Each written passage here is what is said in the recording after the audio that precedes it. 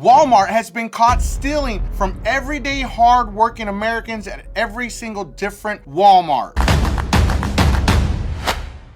Walmart, the supermarket giant, has been caught overcharging everyday hardworking Americans at the register for any type of weighted goods. Everyday hardworking Americans have been getting ripped off by Walmart. Listen up, because you may be eligible for part of a $45 million settlement. Now, this applies to customers who bought certain weighted groceries or bagged fruit.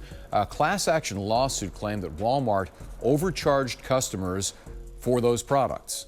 According to the suit, the retailer inflated the product's weight and price for nearly 6 years, dating back to 2018. You heard the man right. He said since 2018. This was before COVID even started, so they can't say, oh, it's because of COVID, there was an issue. No, this started since 2018. So if you've been shopping at Walmart since then, guess what? There's a huge chance that you were affected. They were marking up all of these actual weighted goods. Let me go over the list of the type of weighted goods that are actually affected by this. Understand, you may only submit a claim for purchases of weighted goods and bagged citruses from October 19th of 2018 through and including January 19th of 2024. Weighted goods are sold by weight, include meat, poultry, pork, and seafood products. Bagged citrus are organic oranges, grapefruit, tangerines, and navel oranges sold in bulk in mesh or plastic bags. But the crazier part about this is only a settlement for $45 million. I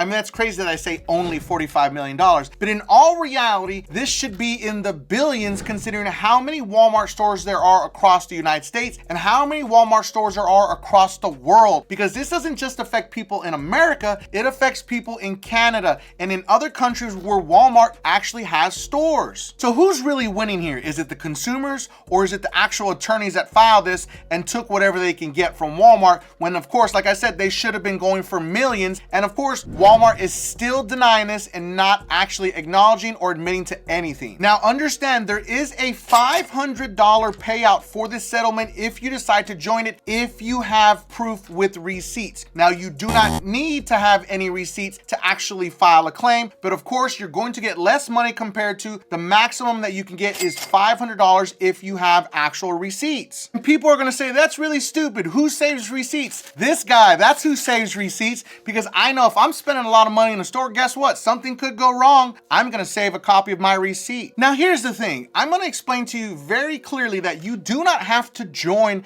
this settlement. In fact, if you were affected and you have receipts, do not take this settlement. Take them to actual small claims court and you can sue them for that, because guess what? There's proof already here with this actual class action settlement, and you can actually go after more than $500 if you decide to take them to court. But you need to opt out of this actual settlement, because if you do not, you will automatically be opted in. And I don't understand how that's even legal when if you're not actually saying that you were affected and you don't want to join it, how is it you're automatically actually included in it? There are going to be two very important parts of this video that you do not want to miss. Part 1, how to file your claim for the maximum payout. And part 2, what is the deadline to file your claim and to actually opt out if you do not want to file a claim. So let's get into this. But let's get into this because we got a lot to cover. Now on part 1 on how to file your claim, I'm going to drop the actual link for the Walmart weighted settlement in the top of the comments and in the video description. So use that safe, secure link to take you to the actual settlement page. So once you click on the actual link, you're going to go to this page right here where you'll see that it's a U.S. District Court for the Middle District of Florida, Tampa Division. This is exactly what the site is going to look like. You are at the safe, secure site for the actual settlement. Now also be aware, you may have possibly received an email that stated Walmart weighted settlement. That is an actual legitimate email,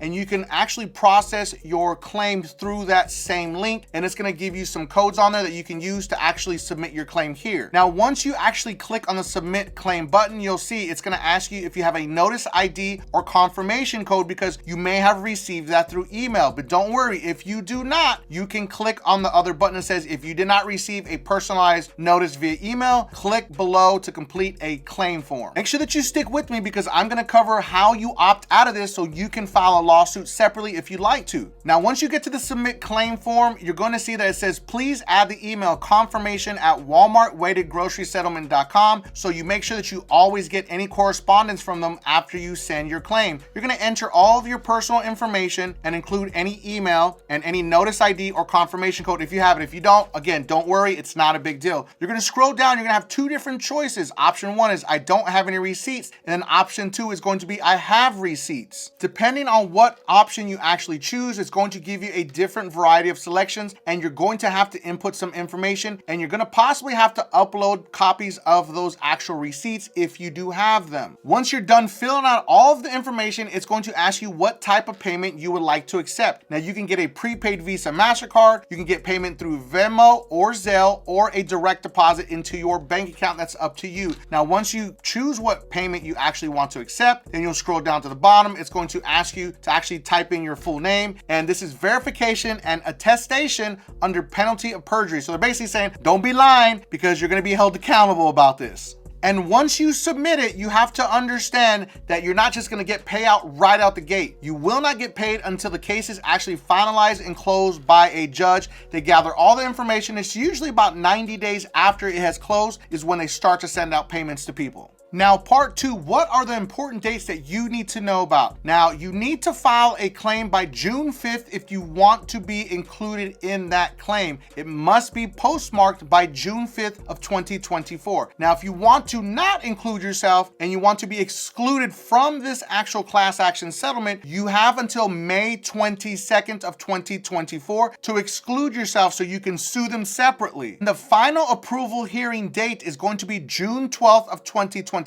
Once they approve it, it will close, and then the settlements will begin to start to get paid out. Like I said, in about 90 days from that date is when people will start to receive those payments. Now remember, if you do not want to be included in this, you have to exclude yourself, because you can in fact sue them in a small claims court if you're one of those people that basically spent way more money from 2018 to 2024 than what they're trying to give you here, and you have those receipts and proof, then go for it. Now, they will not include anybody that did any type of online shopping. You are not included in it. So you're the person that actually has the most proof to show that you were involved in this, but yet they wanted to nickel and dime you because the attorneys got paid, and then of course the consumers got the crumbs, which is crazy to me. Now, if there are any other class action lawsuits that you want me to talk about, drop it in the comments section and I'll make a full-fledged video about it. If it's something that didn't actually make my desk by accident, maybe I missed it, whatever. So I hope you enjoyed this video. We covered a lot about the Walmart settlement, how you can file your claim, or if you want to, how you can opt out and sue them separately. Now, make sure that you watch the next video because it is about the Verizon wireless settlement that you may not know about. And if you felt that I brought you some value in this video, make sure you don't forget and subscribe to increase your credit score.